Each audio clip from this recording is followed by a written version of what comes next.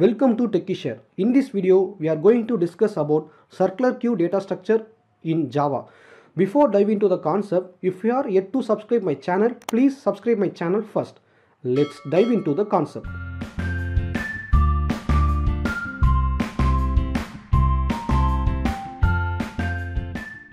It's kind of linear data structure.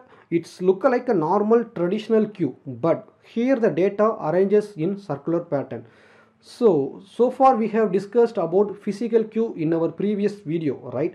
But now we go for circular queue. So the doubt rises in your mind, right? So what's the difference between physical queue and circular queue, and why we go for circular queue? Let I explain the drawbacks of physical queue.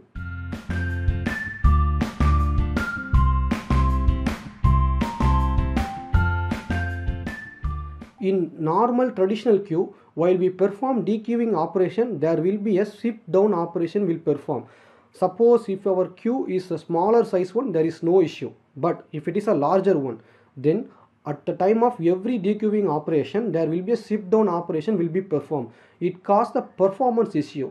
So that we just go for circular queue. In circular queue, there won't be any shift down operation performed. So let I explain. Before that, I will show you the advantages over normal queue. So the advantages will be, in our normal queue compared to normal queue, it is a less memory consumption, and also I have already told you there is no shift down operation will perform at the time of dequeuing the data, and also here there is no rebuffering requires, like there is no shift down operation performed, so that there is no rebuffering required. Compared to linear queue, it will be given a much better performance implementation.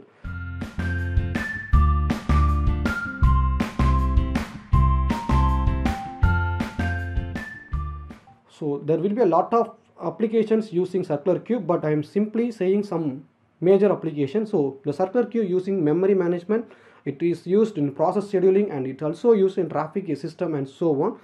So let we implement this circular queue in Java. For storing the data in your circular queue, you have to create one int array, which we have done in our queue implementation. So I am just creating one int array here. For creating this int array, I need one capacity field, right? So that I am just creating one capacity. For explaining this concept, as of now I am just declaring the default value will be 3.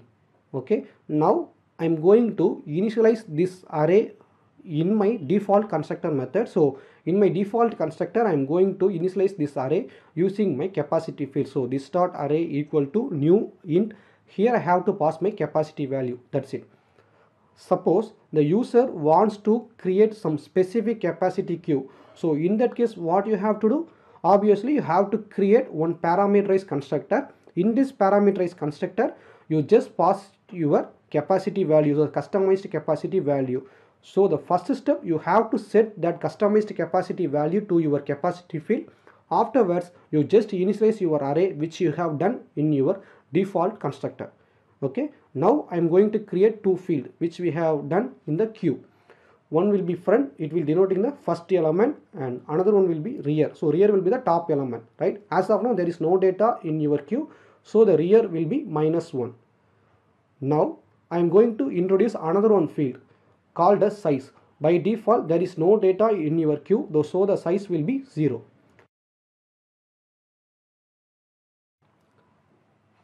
I am going to implement one method for insert the data into the queue. So the method signature will be public void enqueue. Here I have to pass one argument for insert the data into my queue. So here the argument will be data.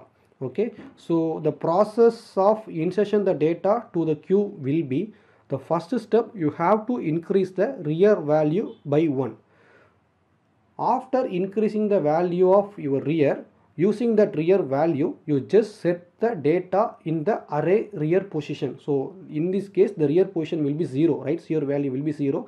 So you just set the value in 0th index of your array.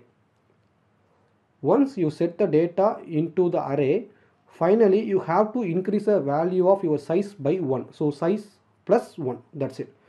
So the first step, what you have to do, you have to increase the rear value by 1. So rear equal to rear plus 1. Once we increase the rear value, using that index position, you simply set the data in the array. So as of now the rear position will be 0, so I am going to set the data in 0th index of my array. So array of rear equal to data. Once I have insert the data into my array, finally I am going to increase the size by 1, so size plus plus. That's it. So that's all about enqueue functionality. Now I'm going to inform the user the particular data was enqueued into the queue. So I'm just create one sysout statement here. So data enqueued into queue. That's it. So just inform the user the particular data was inserted in the queue. Okay, so here I am going to create another one sysout statement for understanding purpose. I will tell you why I am creating this one. I already told you here there is no shift down operation performed, right? So I will tell you how the rear value will be changed. So that purpose I am just mention the rear value here. So after enqueue the data, the rear position will be 0, right? So once I have insert the data, the rear position will be 0. That's it. Let we check this functionality in our main method.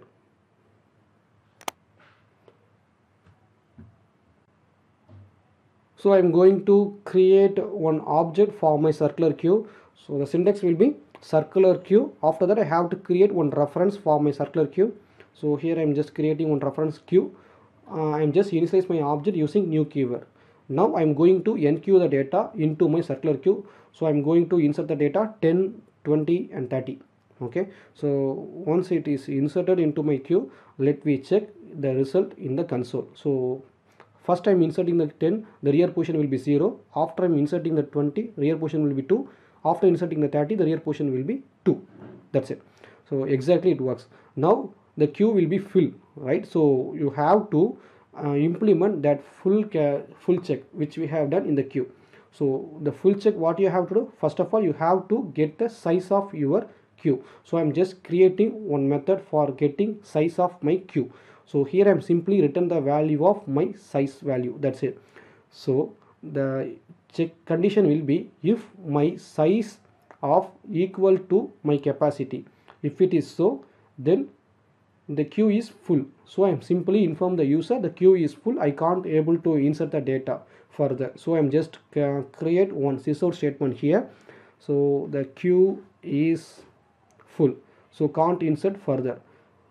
So once we inform the user, we just break the execution operation, so that I am just using one return statement for break the operation. That's it. So let me check this functionality. If I am enqueue the data, queue another one data like 40. Okay, let it be 40. So if I am enqueue the data, queue dot enqueue 40. If it is so, what will be the output? The queue is full, can't insert. That statement should comes. Yeah, exactly, it works fine.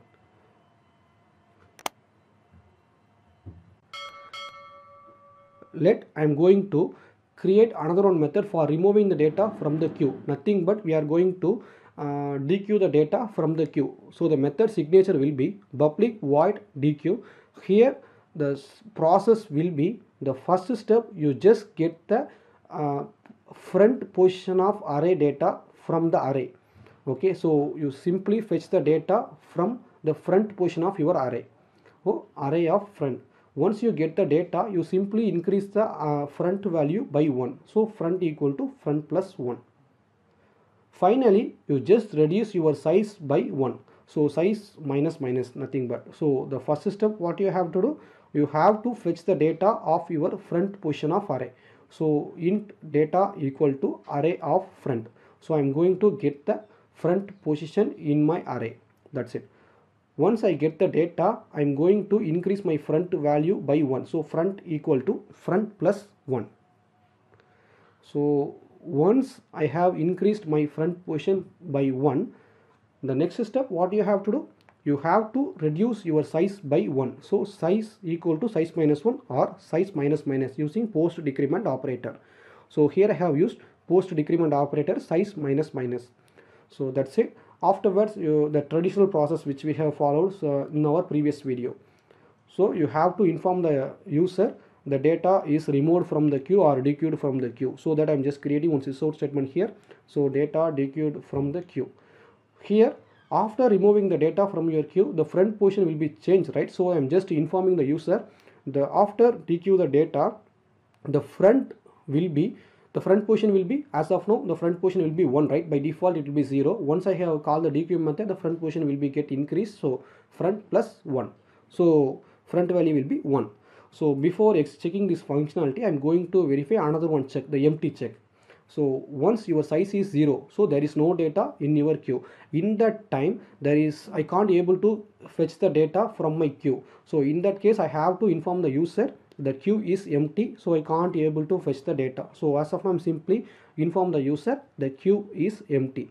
So once I have informed the user, I don't want to perform further. So I'm just simply break the execution, so that I'm just using one return statement here. That's it. So let we check this functionality in our main method. I'm going to dequeue the data from my queue. So for that, I'm just call the method queue.dequeue. So if I call like this, the 10 will remove from my queue. After removing the data, the front will be 1. So let me check that functionality. Yeah, 10 dequeued from my queue. After removing the data, the front will be 1.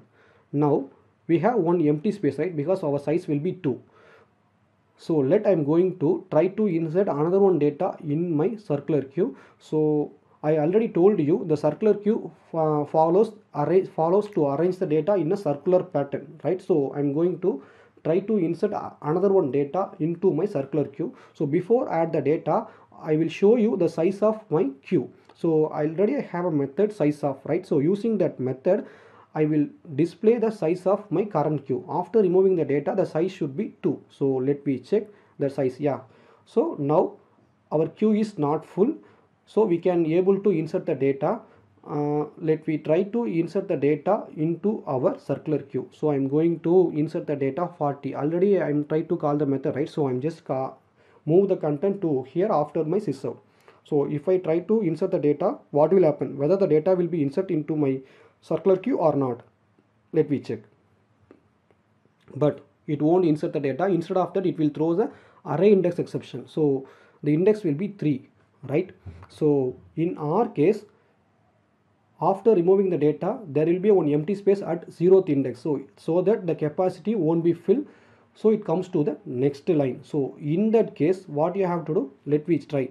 The size equal to capacity. No, the size will be 2, so it won't be equal to capacity. So in that case, what you have to do, once your rear is equal to your capacity, you simply set your rear value into 0th position. That's it. This is what you have to fix in this case. So once the capacity equal to your rear value, then what you have to do, you simply set your rear position should be 0. That's it. So it look like as a circular pattern. Got it? So let me try this functionality. Now we have set the value rear equal to 0. So once it reach the capacity value, yeah, now the data will be inserted into 0th position. So now the insertion will happen like as a circular pattern.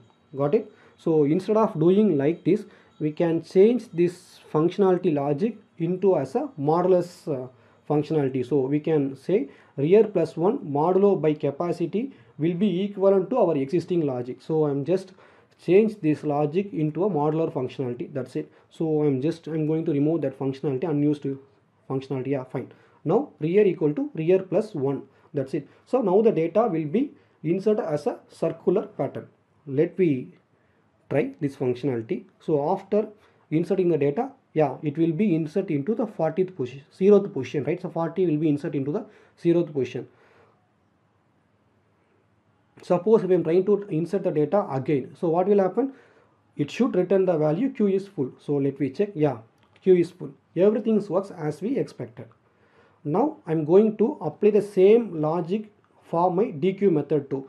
Here in my dequeue method too, I have used front plus 1, right? So at some time the front will be equivalent to our capacity. In that case, what you have to do, you simply traverse the front value equal to 0. So that I'm just using the same logic which I have done in my enqueue method. So front plus 1 modular by capacity means once it's reached the capacity value, after that it will comes from the 0. Okay, so let I'm trying to dequeue the data, queue.dequeue. So if I'm dequeue the data, what will happen? 20 will remove from my queue, right? After removing the 20, the 50 will be insert into the first position. That's it. So now the front will point to the 30 data, right? So if I am trying to dequeue the data again, so what will happen? 30 will be removed from my queue. After removing the 30, the front position should be in the 0th index. Let me check. If I am dequeue the data again, so the 30 will remove from my queue, the front position should be 0. Yeah, exactly, it works.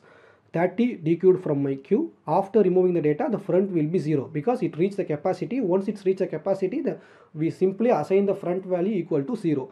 Now the insertion as well as deletion will look like a circular pattern. So it will look like the data arranges in a circular pattern. Now I am going to implement some util function like empty check as well as full check. So the method signature will be public boolean is full. So when it is full, when your queue will be full, once your size equal to your capacity, then only your queue will be full. So right, so that I am just using return statement, return size equal to your capacity, then your queue will be full. That's it. So when it is empty, when your size equal to 0, so I'm going to create the method signature will be public boolean is empty. When your size equal to 0, your queue will be empty. That's it. So now I have a method is empty is full, right? So I'm going to use this logic into my dequeue and enqueue functionality. So in my dequeue functionality, instead of checking the size equal to 0, I can use is empty check. That's it. Likewise, in my enqueue functionality, instead of doing like this, I can be able to replace by is full check. That's it. Now I have replaced the method. Fine.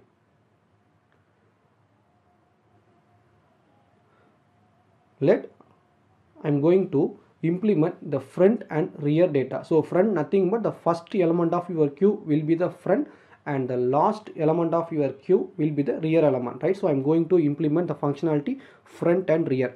First I'm going to implement the functionality front. So the front, nothing but your front position of data. So array of front, that's it. So there might be a chance if your queue will be empty, right? So in that case, what you have to do, if your size equal to 0 or less, you can use is empty. If it is empty, then you have to return the minimum integer value. So for my logic, I'm just return the value minimum integer value. Suppose if you want to implement any other specific logic, you can implement as per your wish.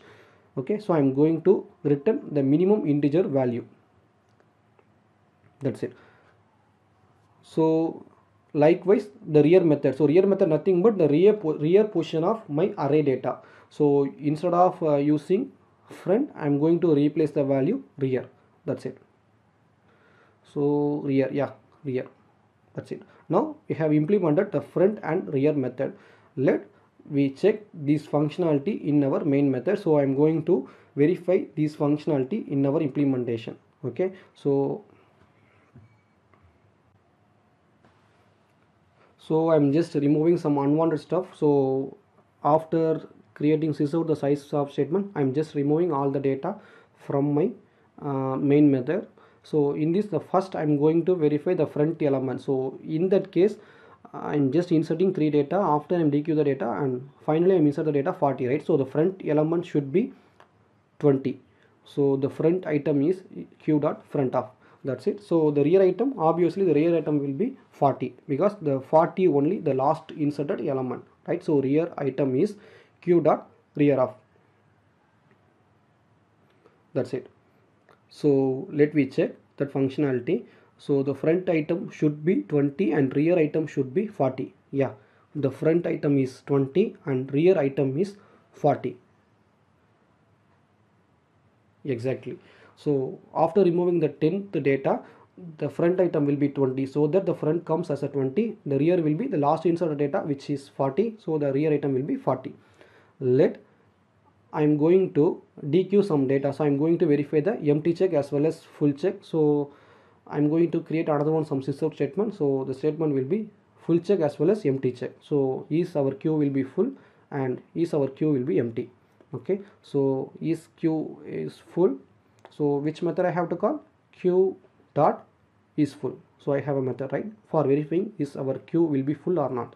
Similarly, I have a method for checking our queue is empty or not. So the method will be queue dot is empty, right? So that's it. Let we check that functionality. So in that case, what will happen? It should return the queue is full, right? Because our size will be 3, our queue will be full, so it should return the value true. Obviously our queue is not empty, so it return the flag value will be false, right? Suppose if I am calling the same statement before inserting the element into our circular queue, so what will be the result? The queue is should be false and queue is empty should comes true. Let me check that implementation. So if I am checking like this, the queue is full false and queue is empty true. Okay, just I scroll up. Yeah, the queue is empty true and queue is full false. That's all about circular queue implementation.